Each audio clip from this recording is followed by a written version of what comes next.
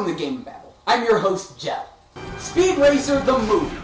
I don't care if you loved it or hated it, if you watched this movie, you couldn't help but think, damn, that'd make an awesome video game. I mean, for fuck's sake, it even has drift sparks and course ghosts.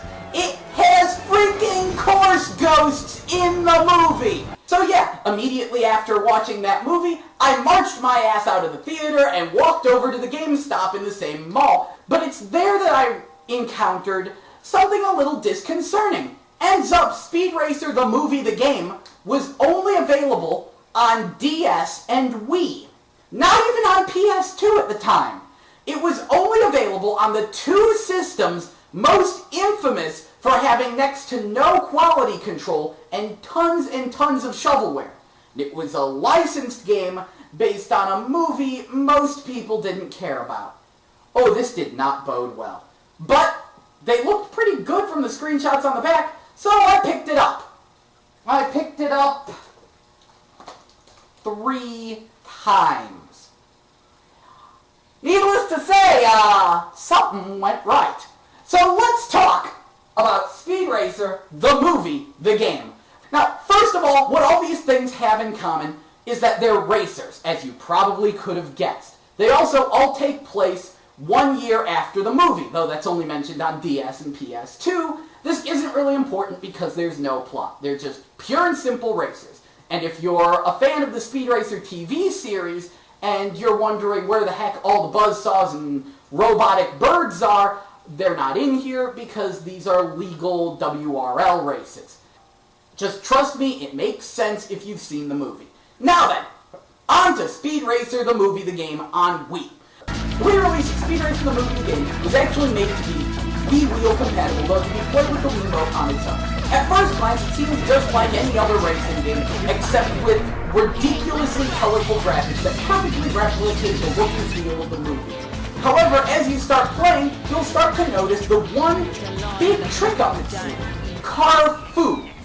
By shoving your Wii wheel to the left or to the right, you can do a shunt. You can hold a direction while shunting to do a roundhouse. You can boost while roundhousing to do a hyper spin, which is like a hurricane kick. You can actually jump and hold to the side to do a barrel roll, and then you can boost while doing a barrel roll to do a freaking psycho crusher with your car. There is a move list for your car! Now, of course, you're probably thinking, how would you ever be able to hit anyone with melee moves that use your vehicle? Well, they do use rubber bands, specifically designed to sort of pace your car so that way you can car through them. Now, of course, rubber banding means there's going to be some serious issues in terms of racing. Thankfully, you earn race points from car-throughing your opponents. So you can actually win just by kicking everyone's ass. Also of note is the boost system. By beating up your opponents, you fill your boost gauge, of which you can store 4 boosts. You can press A to use a boost to heal yourself, which was a brilliant idea. Or you can, of course, use the boost to boost. You can then boost while boosting to go even faster, and then suddenly the colors will get kind of weird. Then you can boost again, and they'll get even weirder. Boosting a 4th time will cause you to go so fast that you'll warp reality, and all of a sudden the game is made by Jeff Minter. I am dead serious. All of a sudden, it's even playing a techno remix of whatever song you were currently racing to, which is pretty ridiculous. Graphically, it looks great. It sounds great, too. Now, you're probably wondering about multiplayer. It has 2-player split screen.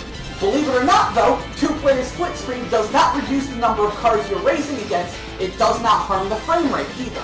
Also, it's worth noting that the racers actually talk as you race against them and do feature real voices from the movie, and the new racers actually have very talented voice actors working on it. In the end, it's overall a pretty darn good game, and the fact that you can actually play 2-player split screen without sacrificing anything, even being able to play through the entire Grand Prix in split screen, is pretty nice.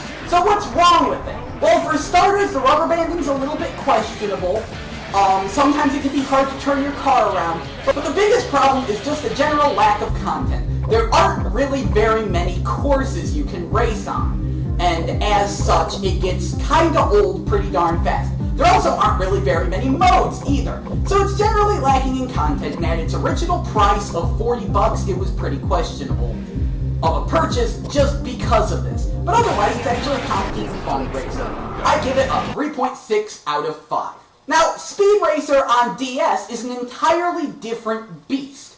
It shares many similarities. I mean, same art, same music, same vehicle designs, based on the same movie, also has Carfu, but it's quite different. Now you only race in 6-person races.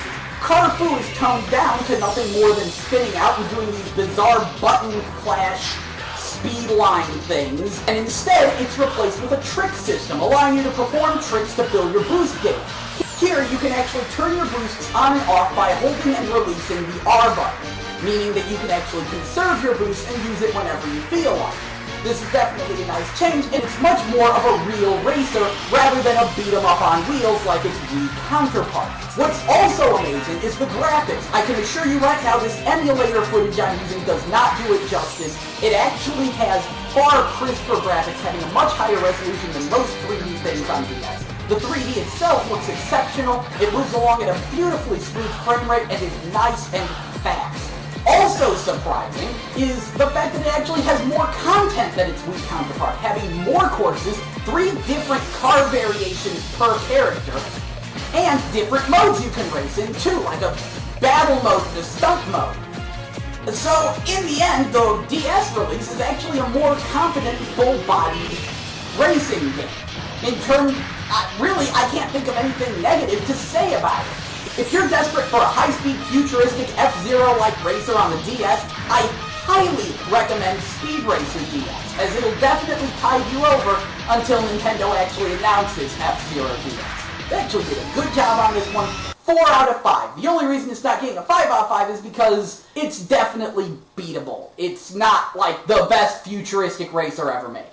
This leaves us with the PS2 release. The PS2 release was actually released to coincide with the DVD release of the movie. As such, it was sold at a budget price of 20 bucks. It's basically just a port of the Wii game, but with downgraded graphics, less racers you race against, and believe it or not, worse control. The control was really designed specifically for the Wii, and as such, it feels kinda awkward and floaty on the PS2. Though not bad, it's not as good. The PS2 looks distinctly worse, and it's just generally not as good. To try to make up for this, they did add in 5 new racers and a new course. However, overall, I would highly recommend picking up the Wii release over the PS2 release. But the PS2 release on its own isn't too bad. I give it a 3.4 out of 5. But here's the fun twist: when the PS2 release came out, both the Wii and DS releases were also dropped to 20 bucks. And while the PS2 release is a little on the questionable side, the Wii release at 20 bucks?